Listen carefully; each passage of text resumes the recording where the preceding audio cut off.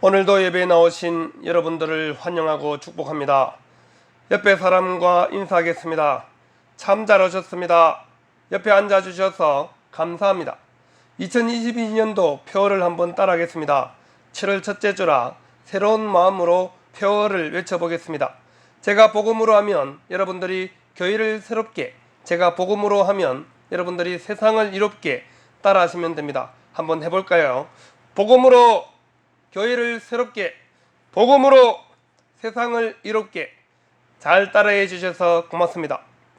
믿음이 훈련된 사람이란 올바른 일을 올바른 시간에 올바른 방법과 올바른 태도로 할 수 있는 사람입니다.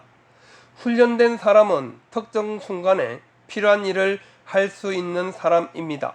우리는 계속해서 훈련해야 합니다. 훈련된 예수님의 제자는 웃고 온유하고 침묵하고 치유의 말을 하고 선지자적 분노를 표출해야 할 때가 언제인지 알며 적극적이고 효과적이며 사랑의 태도로 그렇게 행동하는 사람입니다라고 평범 이상의 삶이라는 책에서 저자가 말하고 있습니다. 우리는 사사기를 보면서 무슨 말인지 이해할 수 있습니다. 사사시대 이스라엘 백성들이 얼마나 훈련되지 못했는지를 우리는 확인할 수 있기 때문입니다. 특히 기드온이 죽고 난 이후에 이스라엘의 모습은 완전히 암울한 시대로 빠진 것을 보면 훈련된 사람이 얼마나 중요한지를 알 수 있습니다. 하나님께서 아비멜렉의 포악을 갚으시고 모든 것을 심판하셨습니다. 사사기 9장은 이렇게 마무리하고 있습니다. 56절 57절에 아비멜렉이 그의 형제 70명을 죽여 자기 아버지에게 행한 악행을 하나님이 이같이 갚으셨고 또 세겜 사람들의 모든 악행을 하나님이 그들의 머리에 갚으셨으니 여룹바알의 아들 요담의 저주가 그들에게 응하니라 말씀하고 있습니다. 하나님은 악을 보고 지나치지 않습니다.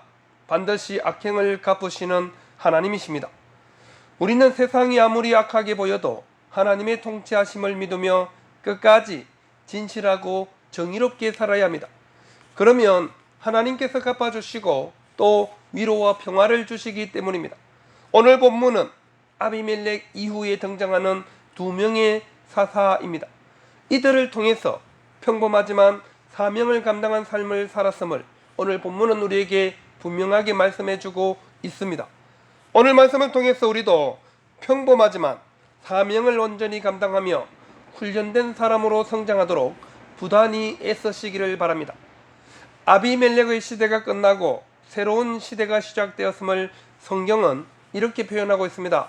1절에 아비멜렉의 뒤를 이어서 이사갈 사람 도도의 손자 부하의 아들 돌라가 일어나서 이스라엘을 구원하니라. 그가 에브라임 산지 3일에 거주하면서 말씀하고 있습니다.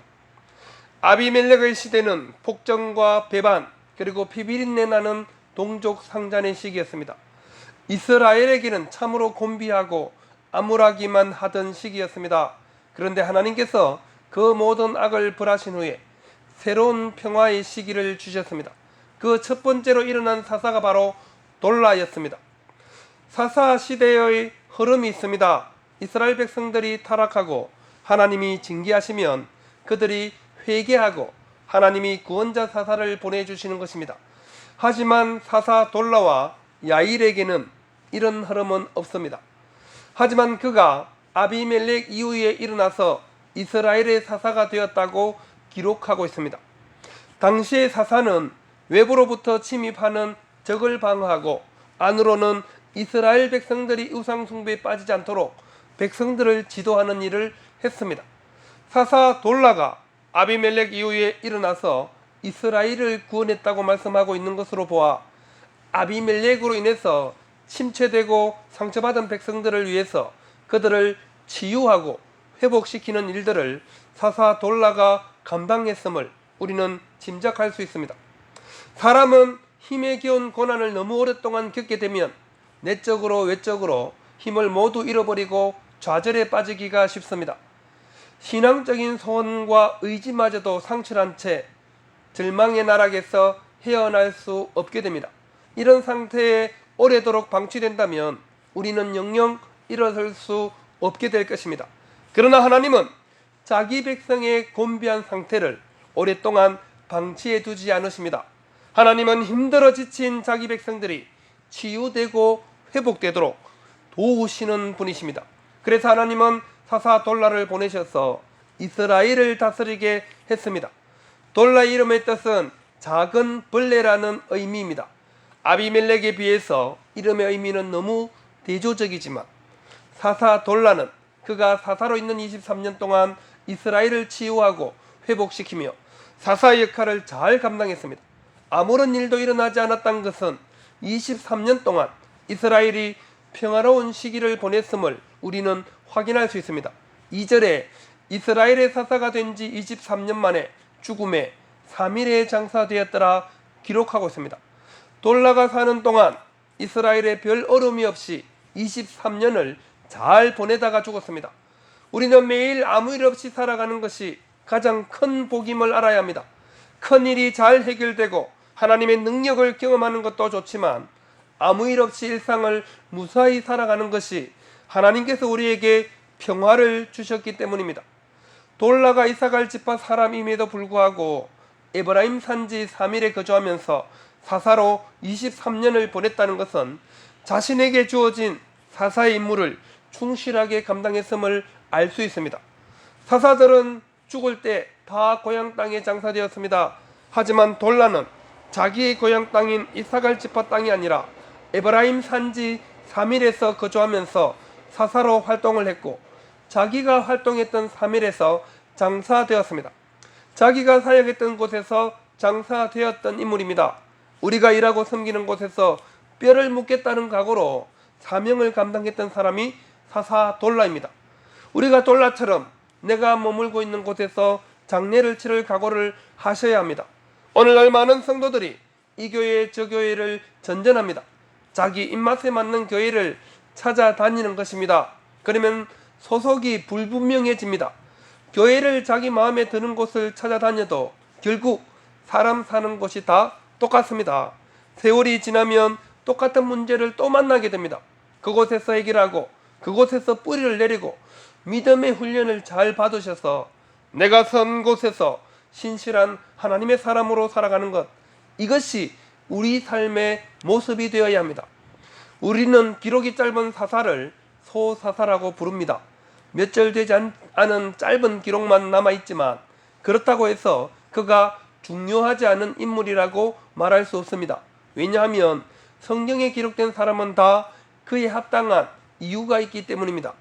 사사돌라는 기도원이나 뒤에 나오는 입다나 삼손에 비하면 두 절로 기록하고 있지만 그가 사사로 있는 23년 동안 이스라엘은 외부의 공격을 받지 않고 내적으로 갈등 없이 평화로운 시간을 보냈습니다. 평범한 사사였지만 그의 삶은 자신의 사역지에서 최선을 다한 사사였습니다. 자기에게 주어진 역할을 충성스럽게 감당한 사람이었습니다. 우리는 어떤 대단한 업적을 남겨야 훌륭하다고 생각합니다. 하지만 하나님 나라에서는 그렇지 않습니다. 예수님도 종들을 칭찬할 때 이렇게 말씀하셨습니다. 마태복음 25장 21절에 잘하였도다 착하고 충성된 종아, 내가 적은 일에 충성하였음에 내가 많은 것을 내게 맡기리니 내 주인의 즐거움에 참여할지어다 하고 말씀하고 있습니다. 착하고 충성된 종은 적은 일에 충성하는 자입니다. 평범한 삶 속에서 하나님의 신실한 사람으로 살아가는 사람입니다. 하나님은 상처받고 깨어진 영혼을 위로하고 그들에게 평온을 찾도록 도와준 사사돌라를 그냥 지나치지 않으시고 기억하고 있음을 우리는 분명히 알아야 합니다. 사람들은 알아주지 않고 기억해주지 못하더라도 하나님은 반드시 적은 일에 충성된 자들을 그냥 지나치지 않고 반드시 기억해 주십니다. 그리고 칭찬해 주실 뿐만 아니라 주인의 즐거움에 참여할 기회도 제공해 주십니다. 교회는 훌륭하고 뛰어난 사람도 물론 있어야 합니다. 하지만 모두가 다 그럴 수는 없습니다. 각자에게 주신 은사대로 평범한 삶 속에서 맡겨진 사명을 잘 감당하는 것이 중요합니다. 하나님께서 우리에게 저는 목사로 세워주셨습니다. 또 우리 안수집사님들은 안수집사의 직분을 주셨고 권사님들은 권사의 직분을 주셨습니다. 성도들은 성도의 직분이 있습니다. 우리에게 주신 직분에 합당한 삶을 살아갈 수 있기를 바랍니다. 평범하지만 믿음으로 잘 훈련되셔서 평범 이상의 삶을 살아가는 우리 모든 성도들이 다 되시기를 바랍니다. 그러기 위해서 우리는 내가 서 있는 자리에서 맡은 직임을 충실히 감당하는 것입니다. 사사 돌라처럼 내가 섬기는 교회에서 뼈를 묻겠다는 각오로 신앙생활 하시기를 바랍니다. 그런 사람들을 통해서 하나님의 역사가 나타납니다. 평범한 성도들을 통해서 하나님은 오늘도 하나님 나라를 확장해 가고 계십니다. 하나님의 역사에 동참하는 우리 모두가 되시기를 바랍니다. 돌라에 이어서 등장하는 사사는 야일입니다. 3절에 그 후에 길라 사람 야일이 일어나서 22년 동안 이스라엘의 사사가 되니라 말씀하고 있습니다. 돌라 뒤를 이은 야일도 22년 동안 이스라엘의 사사로 활동을 했습니다. 야일의 행적은 돌라보다 한 절이 더 기록되어 있습니다. 4절에 그에게 아들 30명이 있어 어린 낙이 30을 탔고 성읍 30을 가졌는데 그 성읍들은 길르앗 땅에 있고 오늘까지 하본 야일이라 부르더라 기록되어 있습니다. 야일에게 아들 30명이 있었고 그들이 낙이 30을 탔고 성읍 30이 있었습니다. 아들들에게 나귀와 성읍들을 하나씩 다 줄 수 있을 만큼 야일은 영향력 있는 사사로 22년 동안 태평성대를 누렸습니다. 평화로운 시기를 22년 동안 보냈을 뿐만 아니라 번영을 누렸음도 알 수 있습니다. 아비멜렉 이후에 하나님께서 45년 동안 이스라엘에게 베풀어 주신 은혜였습니다. 돌라와 마찬가지로 야일도 평범한 사사로 살았습니다. 그가 이스라엘의 사사로 어떤 역할을 했는지 상세하게 말씀하고 있지 않는 것으로 보아서 아무 일 없이 보낸 것입니다. 평범하게 살았습니다. 평범하지만 자기에게 주어진 사사 역할을 성실하게 잘 감당했음을 우리는 짐작할 수 있습니다. 그리고 영향력도 엄청났습니다. 아들 30명에게 자가용 한 대씩 사주고 집 한 채씩 사줄 정도로 하나님께서 풍요를 허락해 주셨습니다. 그리고 자기 이름을 딴 마을도 있었습니다. 그도 평범하게 살다가 자기 고향 땅 가몬에서 장사되었습니다. 그가 죽은 이후에 그의 아들들 중에 왕이 되려고 했다거나 문제를 일으킨 아들은 아무도 없었습니다. 야일도 많은 영향력을 끼쳤지만 기드온 가문처럼 이스라엘에 해를 끼치지는 않았습니다. 오늘날 위대한 업적을 생전에 이루고서도 말년을 잘못 보내 오명을 남기는 사람들이 얼마나 많은지 모릅니다.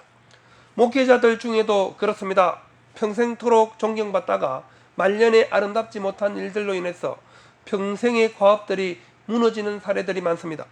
우리는 떠나야 할 때 묵묵히 사라지는 아름다운 모습을 보여줄 수 있어야 합니다. 특히 믿음의 사람들이 돈에 연연하거나 자리에 연연하거나 명예에 집착하게 되면 우리의 뒷모습이 아름답지 못하게 됩니다. 사람은 떠난 자리도 아름다워야 합니다. 특히 믿음의 사람들이 떠난 자리는 더욱 그렇습니다. 우리가 떠나고 없는 자리에 칭찬이 남아있어야지 원망과 조롱의 소리가 남아있으면 안 됩니다. 하나님은 우리가 행한 대로 보응하신다고 말씀하셨습니다. 구원은 믿음으로 시작됩니다. 하지만 심판은 우리가 행한 대로 받게 됨을 반드시 기억하십시오. 요한계시록 20장 12절에 또 내가 보니 죽은 자들이 큰 자나 작은 자나 그 보좌 앞에 서 있는데 책들이 펴 있고 또 다른 책이 펴졌으니 곧 생명책이라. 죽은 자들이 자기 행위를 따라 책들에 기록된 대로 심판을 받으니 말씀하고 있습니다. 우리가 이 땅에서 믿음으로 살아야 하고 우리가 평범한 삶이지만 하나님이 보시기에 합당한 삶을 살아야 하는 이유가 여기에 있습니다. 예수님을 믿고 살아가는 사람들은 믿음에 합당한 행위로 나타내야 합니다. 그래야 우리의 가치가 증명되는 것입니다. 그리스도인으로 살아가고 있음을 행위로 나타내야 합니다. 그렇지 않으면 우리는 불못에 던져질 수도 있습니다. 계시록 20장 15절에 누구든지 생명책에 기록되지 못한 자는 불못에 던져지더라 말씀하고 있습니다. 예수님 믿으면서 우상을 숭배하고 예수님 믿으면서 거짓말을 밥 먹듯 하고 예수님 믿으면서 돈을 더 좋아하고 예수님 믿으면서 음란을 행하면 그의 믿음이 진짜라고 말할 수 없기 때문입니다. 평범하지만 자기에게 주어진 사사의 직무를 성실히 감당했던 사사 돌라와 야엘처럼 우리에게 맡겨진 그리스도인의 삶을 성실하게 살아가시기를 바랍니다. 나에게 주어진 직분을 성실하게 감당하시기를 바랍니다. 사람들이 알아주지 않더라도 하나님이 기억해주는 사람들이 다 되시기를 바랍니다. 히브리서 11장은 믿음장입니다. 믿음의 사람들을 열거하면서 마지막으로 이렇게 기록하고 있습니다. 히브리서 11장 39절 40절에 이 사람들은 다 믿음으로 말미암아 증거를 받았으나 약속된 것을 받지 못하였으니 이는 하나님이 우리를 위하여 더 좋은 것을 예비하셨은즉 우리가 아니면 그들로 온전함을 이루지 못하게 하려 하심이라 말씀하고 있습니다. 믿음의 사람들이 자기 살아있는 동안에는 약속된 것을 받지 못했습니다. 하지만 하나님이 더 좋은 것을 예비하셨고 믿음의 후손들을 통해서 그것을 온전히 이루신다고 말씀하고 있습니다. 우리가 믿음의 후손들입니다. 하나님의 평범한 사람들입니다. 하나님은 평범한 사람들을 들어서 하나님의 위대한 사람으로 세워주시는 분이심을 꼭 기억하시고 오늘도 우리의 믿음을 성장시켜서 하나님이 보시기에 합당한 믿음의 사람들이 다 되시기를 바랍니다. 믿음은 훈련해야 성장해서 좋은 믿음으로 열매를 맺을 수 있습니다. 육체의 건강을 위해서 운동하고 영양을 섭취하듯 우리의 영적 성장을 위해서도 믿음을 위해서도 훈련받고 영양을 잘 섭취해야 함을 기억하시고 평범한 삶 속에서 하나님의 영광을 드러내며 살아가는 우리 모든 성도들이 다 되시기를 바랍니다.